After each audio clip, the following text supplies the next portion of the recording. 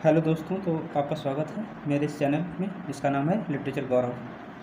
आज मैं आपके लिए लेके आया हूँ Easter 1916 by William Butler Yeats. इस पोइम के इंट्रोडक्शन में देना चाहता हूँ जिससे आपको पोइम समझ में आ जाए कि पोइम कब पब्लिश करी गई, कब लिखी। तो इस कविता की रचना जो है विलियम बटलर ईट्स ने 25 सितंबर 1916 को की थी। इसका प्रकाशन लेकिन सन 1921 में किया था, जब आयरलैंड स्वतंत्र हो गया था।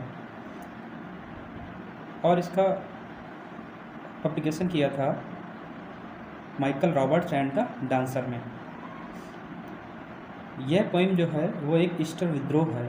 ईस्टर 1916 के दिन जो है आयरलैंड को आज़ाद कराने के लिए क्रांतिकारियों ने विद्रोह किया था, और उसको दमन करने के लिए, उस विद्रोह का दमन करने के लिए अंग्रेज़ों ने, इंग्लैंड ने जो है वो उन पर जो है बेरहमी से उनका कत्लेआम किया था, जिसमें 16 लोगों का जो है गोली से उड़ा दिया गया था और बहुत सारे लोग घायल हुए थे। उस पर ये लिखी हुई है।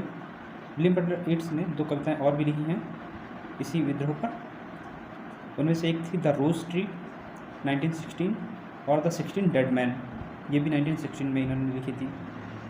वो दोनों कविताएं भी बहुत सुंदर हैं। फिलहाल हम अपने इस पोइम की बात करते हैं। इसमें क्या बताया है इन्होंने। यह कविता ईस्टर के दिन 1916 में क्रांतिकारियों द्वारा आयरलैंड को ब्रिटिश शासन से मुक्त कराने के लिए डबलिन में जो विद्रोह किया था उसी के पक्ष में इन्होंने अपनी प्रतिक्रिया दी है। ईस्टर वैसे ईसाइयों का एक त्यौहार होता है, जो हम आपको बता दें। ईस्टर क्या होता है, गुड फ्राइडे के दिन जो है ईसा मसीह को फांसी पर जो है चढ़ाया गया था। उसके बाद जो ईस्टर वाला जो दिन होता है वो जो भी रविवार आता है गुड फ्राइडे के बाद, उस दिन मनाया जाता है, जिससे ये माना जाता है कि ईसा मसीह जो है रिवाइव हुए हैं, दोबारा से इन्होंने जन्म लिया, पुनः जीवित हुए हैं। सन 1916 के ईस्टर विद्रोह का बैकग्राउंड जानते हैं हम लोग क्या है। आयरलैंड के लोग अपने देश को ब्रिटेन के शासन से स्वतंत्र कराने के लिए बहुत पहले से, लगभग 1870 के दशक से संघर्ष कर रहे थे। देशभक्तों में 2 टाइप के लोग थे। जैसे हमारे इंडिया में 2 टाइप के लोग थे, गर्म दल और नरम दल।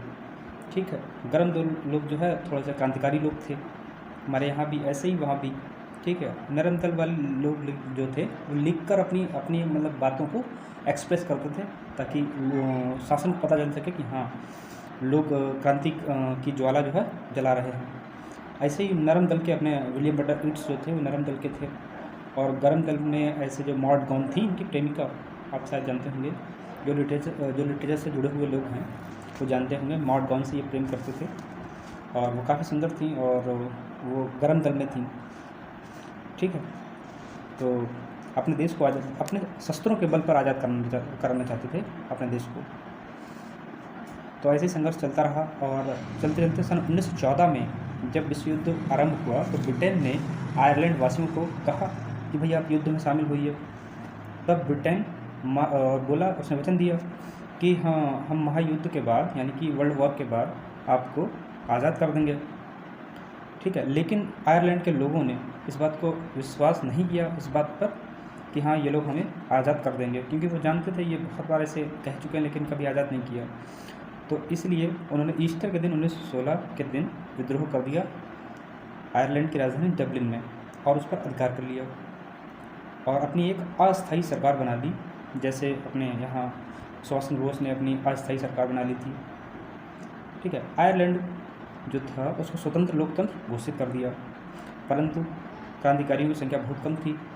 ठीक है, तो इसलिए ब्रिटिश सेनाओं ने एक सप्ताह में ही डबलिन पर पुनः अधिकार करके क्रांतिकारियों को पकड़ लिया और उनमें 16 लोगों को सैनिक अदालत में मुकदमा चलाकर गोली से उड़ा दिया गया।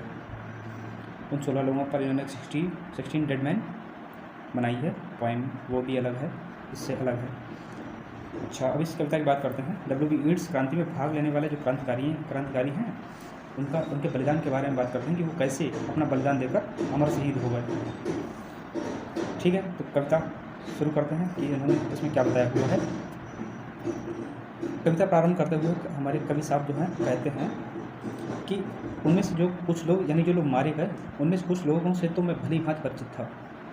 रोज़ शाम को जब वे अपने दुकानें, दफ्तर, स्कूल वगैरह बंद करके लौटते थे तो क्लब में लौटते थे, तो क्लब के ये भी उसी के सदस्य थे। तो शाम को वह उनके मनोरंजन के लिए मज़ेदार किस्से और हास्य व्यंग्य वगैरह सुनाया करते थे, और वो लोग भी इन्हें खुद सुनाते थे।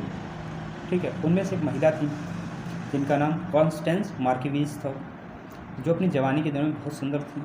ठीक, अच्छी घुड़सवार भी थी, हॉर्स राइडर भी थी, और अपने शिकारी कुत्तों के साथ खरगोश का शिकार करने के लिए अपना घोड़ा दौड़ाती थी।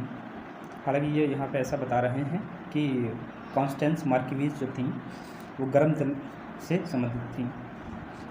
स्वभाव से वह सरल एवं चित्त परोपकारी थी।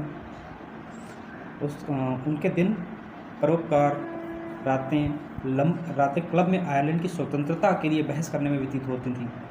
ठीक है, इतना यानी कि अच्छी थी वो। दिन में तो अपने परोपकारी वाले कार्य करती थी, और रात में आयरलैंड की स्वतंत्रता के लिए बातें करती थी, बहस करती थी, बताती थी लोग कैसे हमें आज़ाद करना है अपनी राज्य को। ईस्टर के विद्रोह के दिन नारे लगाते उसका गला पड़ गया था। ईस्टर के दिन, जिस दिन ये ईस्टर 1916 वाले दिन ये कांड हुआ था। अच्छा, आगे कभी दूसरे एक आदमी के बारे में बताते हैं जिसका नाम है, उस क्रांतिकारी का नाम है पैट्रिक पियर्स। यह एक स्कूल मास्टर था, वह एक अच्छा कवि भी था। ठीक है, उसके बारे में बताते हैं। तीसरे आदमी का नाम एक और बताते हैं क्रांतिकारी का, टॉमस मैकडोनल्ड, जो एक युवा था, और वह भी एक पेशे से कवि भी था और समीक्षक भी था। वह स्कूल में पैट्रिक पियर्स जो पहले आदमी इन्होंने बताया था उसकी सहायता करते थे और मित्र भी था। फिर एक चौथे क्रांतिकारी का नाम बताते हैं जिसका नाम जॉन मैकब्राइड था। यह एक देहाती युवक था। हालांकि ये जो देहाती युवक, इसका वर्णन इस तरीके से करते हैं ये कि वह एक शराबी था। चौथे क्रांति के बारे में, जॉन मैकब्राइड के बारे में इस तरीके से बताते हैं, वो एक देहाती युवक था, पेस्टरल यंग बॉय था। ठीक है, और इसके साथ साथ वह एक शराबी था, नाकारा था, और एक थोड़े अलग टाइप का व्यक्ति था। ठीक है, लेकिन फिर भी उसने जो इस दिन ईस्टर 1916 वाला दिन जो अपना योगदान दिया, उस दिन वह इनके लिए, ईट्स के लिए और पूरे देश के लिए शहीद बन गया। इन सभी क्रांतिकारियों के इरादे पक्के और केवल एक ही उद्देश्य था। ठीक है, वह था आयरलैंड को ब्रिटेन की गुलामी से मुक्त कराना। जैसे हमारे यहाँ सबका एक ही उद्देश्य था कि हमें ब्रिटेन के गुलामी से आज़ाद कराना, चाहे वो नरम दल हो चाहे गर्म दल हो, सबका उद्देश्य तो एक ही था। ठीक है, जैसे हमारे भगत सिंह थे, ठीक है, वो गर्म दल से ताल्लुक़ रखते थे, एक तरीके से क्रांति करके देश को आज़ाद करना चाहते थे। सुभाष चंद्र बोस थे, ऐसे ही ये लोग भी थे। ठीक है, तो इस उद्देश्य ने इन्हें इतना हृदय, इनके दिल को इतना पत्थर बना दिया था कि वे ईस्टर के 1916 को वे एक पत्थर की दीवार बनाकर आयरलैंड की जो बहती हुई ब्रिटेन के साम्राज्य की नदी है उसके प्रवाह को रोकने के लिए खड़े हो गए। इतने लंबे संघर्ष ने उन्हें पत्थर दिल बना दिया था। फिर कवि स्वयं से पूछता है, खुद से पूछता है कि क्या उन लोगों ने जिन्होंने विद्रोह किया उनका बलिदान निरर्थक था क्या? वह स्वयं से उत्तर भी देने के लिए कोशिश करते हैं। कहते हैं कि यदि इंग्लैंड अपने वायदे के अनुसार युद्ध के बाद यानी वर्ल्ड वॉर के बाद अगर उन्हें आयरलैंड को स्वतंत्र कर देता है तो यह इनका जो विद्रोह हुआ है, ठीक है, और इतना कत्लेआम हुआ है, इनका ये सब निरर्थक चला जाएगा, बलिदान निरर्थक चला जाएगा। परंतु फिर भी वह ये कहता है कि उनका सपना एक उच्च प्रकार का सपना था और उसे साकार करने के लिए उन्होंने अपना जीवन बलिदान कर दिया। बस इतना ही पर्याप्त है हमारे जानने के लिए। अतः वे सब लोग अमर शहीद बन गए और आयरलैंड के लोकतंत्र का प्रतीक का जो हरा झंडा है जहाँ भी फहरा रहा है या फहराएगा वहाँ पर ये लोग सम्मानीय शहीद बनकर अमर रहेंगे और